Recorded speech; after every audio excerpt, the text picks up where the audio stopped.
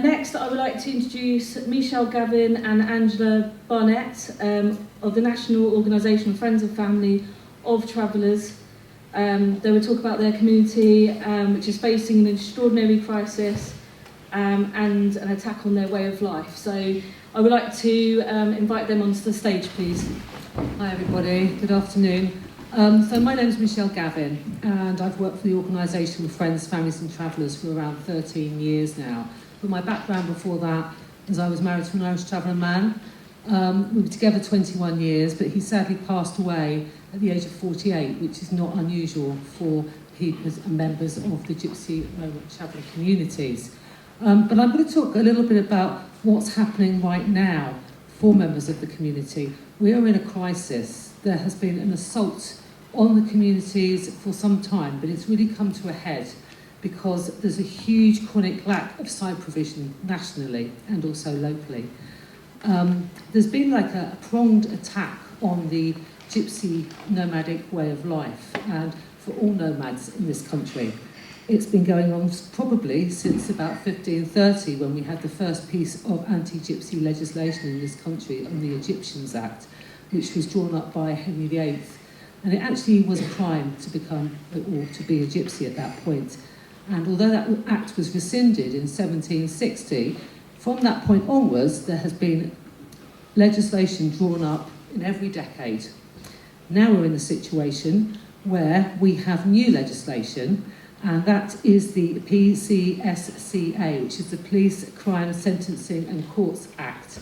It was made an act in April 28th, but it actually came into enactment in June 28th of June. What it means is it is now a criminal offence to actually be a Gypsy on land, public land, whatever land, without permission. Before, it was a case of, it was a civil offence. So local authorities and police had to go through a process to actually get land back or possession of land. Now, this legislation is really pernicious and it's draconian. In effect, what it does is it forces families to move constantly should they be approached by the police, or someone, Mrs. Jones, could look through her window and be very upset because she's seen in the distance a Gypsy or a traveller encampment, and it's caused her significant distress. Therefore, she can contact the police and say, I'm very distressed because I can see Gypsies and travellers on the hill. And in effect, what the police can then do is go and investigate, and if they find that Mrs. Jones is that distressed and there's been something else going on there, they can get them to move immediately. Failing moving, then the occupants of the caravan can be arrested and placed into jail for 3 months and be fined £2,500 and also have their home removed.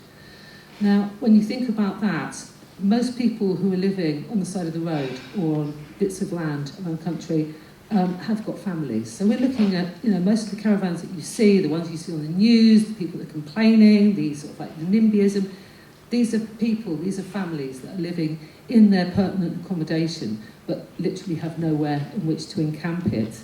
At the same time as this process, we also have other legislation which is really targeting the Gypsy traveller communities. So we have a new bit of legislation which came out in 2015 which changed the definition of traveller for planning purposes, and that made it really hard. There's a couple of court cases going up at the moment, but it actually removed many of the requirements for local authorities and others to sort of like support planning applications as a result of someone's status.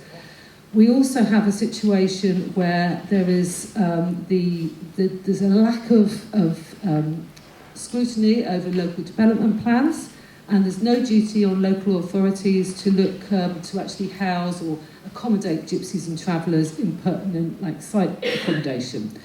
So we have a huge chronic lack of site provision. We did some research. There's at least 1,700 families who are on waiting lists across the country, and those are only the families that actually responded to our research. And if you think there could be up to 10 people in a household, you're looking at a lot of people. If you look at the biannual caravan count as well, added to all those little pockets of intelligence that people have around the country, we're looking at approximately 25,000 individuals who have nowhere in which to live. It's called being statutorily homeless. So on top of this, we have wide injunctions, which are stopping people from stopping anywhere, particularly it started in Bromley, and the definition on top. But basically, gypsies and travellers are being legislated out of existence. And it's a terrible time at the moment. It's very worrying for individuals. But I'm going to pass on to Angela now, who's going to talk a little bit more about the lived experience of people. Thanks, Michelle.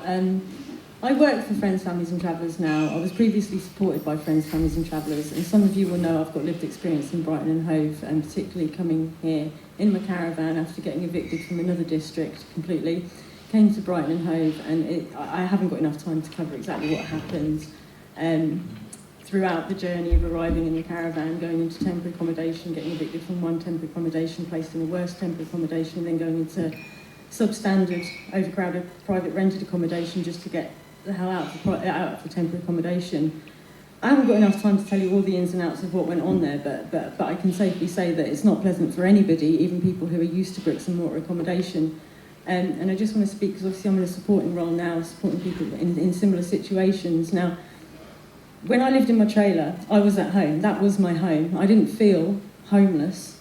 I only felt homeless when I was getting evicted from pillar to post and being told that I could not stay here. I had a home. I wanted somewhere to put my home. Now, in Brighton and Hove, there is a local authority site, a council-run site.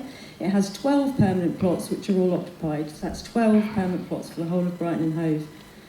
Adjacent to the permanent site, there's what's called a transit site, where you get a maximum of 3 months to stay. There's pretty much an unwritten rule that those sites can only be accessed if you're from an ethnic Gypsy or Irish traveller background. New travellers, another group of nomadic community, they're not protected in that way. And there's basically an unwritten rule to say that, yeah, new travellers won't be able to access the sites. When I came to Brighton, I would have been over the moon if I'd have just had somewhere to put my trailer. Even for a while I worked out where I was going to go next. And that was not an option. It became very clear that was not an option. My only option, with a 2.5-year-old child at the time, was to go into bricks and mortar, into temporary accommodation. And I have to say that was the hardest thing that I've ever had to do. I had to rehome my dog, and all of the adjustments that go into that.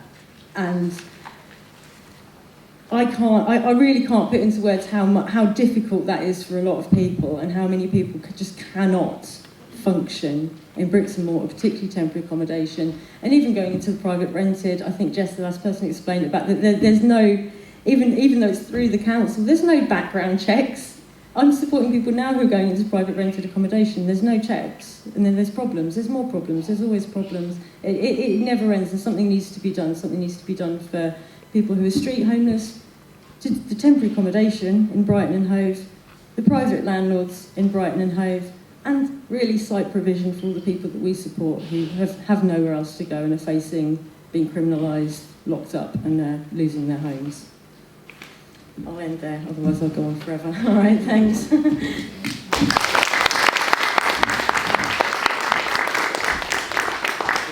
I just wanted to say, Angela's quite modest. She did actually go to the Ombudsman, didn't you, Angela? And I think with help from the FFT, and she did actually get a successful, well, partially successful. It was upheld, wasn't it? I got a written apology from somebody You who's did. been promoted. Yeah, she got a written apology, yes, absolutely. And anyone that's here, I recommend, if you've got lived experience of things like that happen, definitely look at that route, because it does work.